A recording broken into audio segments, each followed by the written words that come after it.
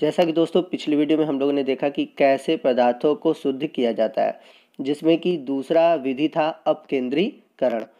उसके बाद की जो अगली विधि है यानी कि पदार्थों को शुद्ध करने की जो तीसरी विधि है वो है पृथक्करण की विधि, जिसे हम बोलते हैं डिफरेंशियल इंटरेक्शन फनल।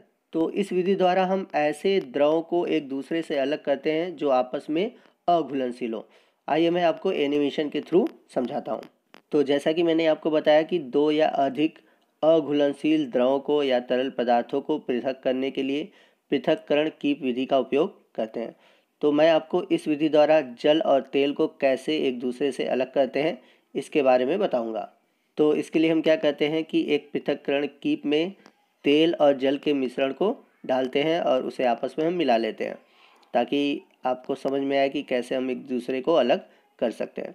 तो जब पृथक्करण कीप में जब हम तेल और जल के मिश्रण को मिला देते हैं, तो जैसा कि हम सभी जानते हैं कि पानी का घनत्व तो अधिक होता है और इसका घनत्व तो तेल से अधिक होने के कारण यह नीचे की ओर आ जाता है, जबकि जो तेल है इसका घनत्व तो कम है और इसका घनत्व तो कम होने के कारण ये पानी के ऊपर तैरता है।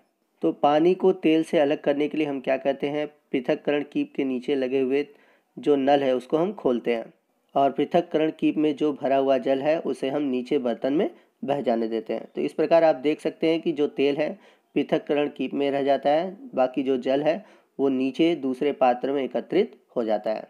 ठीक इसी प्रकार पृथक्करण कीप विधि का प्रयोग कच्चे लौह धातु से लोहे को अलग करने के लिए प्रयोग किया जाता है। तो ये था पृथक्करण कीप विधि। बढ़ते हैं हम अगले विधि की ओर, जो कि है ऊर्ध्वपातन विधि, जिसे इंग्लिश में हम बोलते हैं सब्लिमेशन। तो ऊर्ध्वपातन विधि होता क्या है, तो इस विधि में हम दो तरह के पदार्थों को अलग करते हैं। पहला वो पदार्थ होते हैं जो ठोस से सीधे गैस में बदल जाते हैं, या दूसरा वे पदार्थ होते हैं जो गैस से सीधे ठोस में बदलते हैं। तो आइए इसे हम एग्जाम्पल के थ्रू समझते हैं। तो हम अमोनियम क्लोराइड और नमक के मिश्रण को लेते हैं, और जैसा कि हम सभी जानते हैं कि जो अमोनियम क्लोराइड है यह एक ऊर्ध्वपातित होने वाला पदार्थ है, यानी इसे जब हम गर्म करते हैं तो यह सीधे ठोस से गैस में बदल जाता है। तो इसके लिए हम क्या करते हैं कि एक चाइना डिश पे नमक और अमोनियम क्लोराइड का मिश्रण लेते हैं और इसके ऊपर एक कीप रख देते हैं, ठीक है। और इस कीप पर ऊपर की ओर एक कॉटन लगा देते हैं, ताकि जब हम कोई चीज़ गर्म करें तो वो बाहर न निकल पाए। अब धीरे धीरे हम क्या करते हैं, इस चाइना डिश को गर्म करते हैं। तो जब हम चाइना डिश को गर्म करते हैं तो गर्म करने पर थोड़ी देर पश्चात जो अमोनियम क्लोराइड ठोस अवस्था में था वो गैसीय अवस्था में आकर फनल में ऊपर की ओर चिपक जाता है, और जब हम इस वाष्प को ठंडा करते हैं तो यह पुनः ठोस रूप में फनल के ऊपर चिपका हुआ दिखाई देता है। बाकी जो नमक था वो चाइना डिश में ही रह जाता है। तो इस प्रकार हम ऊर्ध्वपातन विधि द्वारा जो पदार्थ ठोस से सीधे गैस में बदलते हैं उनको हम अलग कर सकते हैं।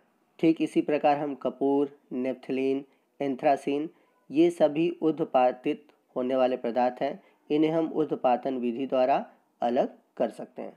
तो ये थी ऊर्ध्वपातन विधि। तो आइए चलते हैं पदार्थों को शुद्ध करने की अगली विधि की ओर, जो कि है क्रोमेटोग्राफी। तो क्रोमेटोग्राफी में हम क्या करते हैं कि किसी मिश्रण में रंगीन यौगिकों यानी कि जो रंजित कण हैं उनको अलग करते हैं। इस विधि का मुख्य सिद्धांत है कि किसी भी रंगीन यौगिकों में जो उपस्थित कलर पिगमेंट है उनको हम कैसे अलग करते हैं। तो आइए मैं पहले आपको एग्जाम्पल के थ्रू, एनिमेशन के थ्रू समझाता हूँ, फिर इसके बाद हम इसकी परिभाषा को देखेंगे। तो इसके लिए हम क्या करते हैं कि काली स्याही लेते हैं जिसमें कि अलग अलग कलर के डाई होते हैं। तो इन कलर के डाई को अलग करने के लिए हम क्या करेंगे, क्रोमेटोग्राफी टेक्निक का यूज़ करेंगे। इसके लिए हम एक छानक पत्र यानी कि फ़िल्टर पेपर लेंगे। इसके पश्चात इस फिल्टर पेपर पर नीचे से 3 सेंटीमीटर ऊपर हम एक रेखा खींचेंगे। इसके पश्चात हम क्या करेंगे, इस काली स्याही की एक बूंद इस रेखा के बीचों बीच हम गिरा देते हैं, जैसा कि आप एनिमेशन में देख सकते हैं। अब इसके पश्चात एक जार में हम जल लेते हैं और इस जल में फ़िल्टर पेपर को हम डालते हैं। तो फ़िल्टर पेपर को डालते समय ये याद रखेंगे कि ये जो फ़िल्टर पेपर है इसका केवल आखिरी सिरा ही कुछ पानी में डूबा हो, बाकी सिरा ऊपर की ओर हो, ठीक है। जैसा कि आप देख रहे हैं कि इस जार में पानी भरा हुआ है और इसमें फ़िल्टर पेपर का आखिरी सिरा थोड़ा सा डूबा हुआ है। अब इसे हम कुछ देर के लिए ऐसे ही छोड़ देते हैं। तो जैसे जैसे समय बीतता है पानी ऊपर की ओर चढ़ता है और जैसे जैसे पानी ऊपर की ओर चढ़ता है फिल्टर पेपर पर अलग अलग कलर जो होते हैं ऊपर की ओर चढ़ते जाते हैं और इस प्रकार से छानक पत्र पर यानी कि फिल्टर पेपर पर कई तरह के कलर दिखाई देने लगते हैं। तो ऐसा क्यों होता है, आइए मैं आपको इसका रीज़न बताता हूँ। तो जो इंक है, इंक जो होता है अलग अलग डाई का मिश्रण होता है, यानी कि इंक में कई कलर के डाई होते हैं। तो स्याही में जो जल होता है वो विलायक के रूप में होता है और जो अलग अलग कलर पिगमेंट है यानी जो डाई है विलेय के रूप में होते हैं। तो जैसे ही जल छानक पत्र पर यानी कि फिल्टर पेपर पर ऊपर की ओर चढ़ता है, डाई के कण को भी अपने साथ ले लेता है।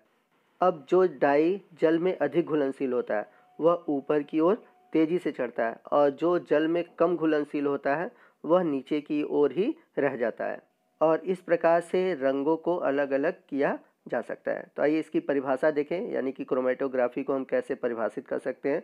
तो मिश्रण से घटकों को अलग करने के लिए हम इस विधि यानी कि क्रोमेटोग्राफी का प्रयोग करते हैं। ग्रीक भाषा में क्रोमा का अर्थ होता है रंग। इस विधि का प्रयोग एक ही प्रकार के विलायकों में उपस्थित विभिन्न विलेय पदार्थों को अलग करने के लिए किया जाता है। तो दोस्तों ये था क्रोमेटोग्राफी। आइए देखते हैं कि इसका प्रयोग हम कहाँ कहाँ करते हैं। तो हम बात करते हैं क्रोमेटोग्राफी के अनुप्रयोग की। तो इसका उपयोग रंग यानी डाई को पृथक करने के लिए किया जाता है। दूसरा उपयोग है क्लोरोफिल से जो पिगमेंट होते हैं, कलर पिगमेंट होते हैं, उनको अलग करने के लिए किया जाता है। और तीसरा है खून से ड्रग को पृथक करने में भी इस विधि का प्रयोग करते हैं। तो इस विधि में क्या करते हैं कि खून का सैंपल ले लेते हैं और खून के सैंपल को क्रोमेटोग्राफी पेपर पर या फिर हम कह सकते हैं फिल्टर पेपर पर रखते हैं और जो ड्रग उपस्थित होते हैं तो वो धीरे धीरे अलग हो जाते हैं, जैसा कि अभी हम लोगों ने पीछे एनिमेशन में देखा है। और यदि खून में ड्रग के सैंपल होते हैं तो वो फिल्टर पेपर पर अलग अलग दिखाई देने लगते हैं। तो यहाँ पर एक एक्टिविटी दिया हुआ है। क्या आप सोच सकते हैं कि जब किसी खिलाड़ी का डोपिंग टेस्ट होता है तो खून का क्या करते हैं। तो जैसा कि अभी मैंने ऊपर बताया था कि खून में जो ड्रग होते हैं डोपिंग टेस्ट में क्या होता है कि देखा जाता है कि कहीं वो खिलाड़ी मादक पदार्थों या फिर ऐसे ड्रग्स का प्रयोग तो नहीं कर रहा है जिससे कि उसकी एफिशिएंसी यानी कि उसकी कार्यक्षमता बढ़ गई हो। तो इसके लिए भी क्रोमेटोग्राफी टेक्निक का यूज़ किया जाता है, उसके खून सैंपल को लेकर या फिर उसके यूरिन को लेकर। तो दोस्तों आज की वीडियो में बस इतना ही। मिलते हैं अगले वीडियो में। अगले वीडियो में हम अन्य विधियों के बारे में जानेंगे जिससे कि हम पदार्थों को अलग करते हैं। तो आपको वीडियो कैसा लगा? अगर वीडियो अच्छा लगा हो तो वीडियो को ज़रूर लाइक कीजिएगा और अपने दोस्तों में शेयर करना मत भूलिएगा। मिलते हैं अगले पार्ट में, तब तक के लिए जय हिंद, जय भारत।